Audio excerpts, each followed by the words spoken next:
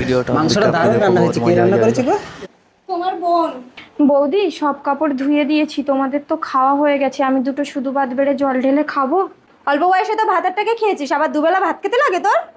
নকশা, বোনের স্বামী মারা গেছে বলে তুমি সবসময় অমন করে বলো কেন? বোনকে কিছু বললে খুব গায়ে লাগছে দেখছি, তাহলে তুমি বোনকে নিয়ে থাকো, আমি চলে যাচ্ছি। নকশা, তুমি আমাকে চোখ দেখাচ্ছ? আমাকে? আমার বাবা এমএলএ। ঠিক আছে বৌদি, আমি খাবো না, তুমি ঝগড়া করো না। চুপ, আমি ঝগড়া করছি না, দাঁড়াও তোমার দু ভাই বোনের ব্যবস্থা করছি।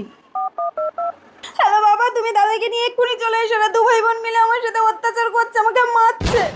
তোদেরকে আমি জেলের ভাত খাওয়াবো। নকশা, বাবা তুমি এসছো, এরা দু ভাই বোন মিলে আমাকে শুধু মারে, আর ওই মেয়েটা আমাকে দিয়ে সব কাজ করায়, আমাকে খেতেও দেয় না, আর ওর দাদাকে নিয়ে সবসময় ঘরে দরজা বন্ধ করে শুয়ে থাকে।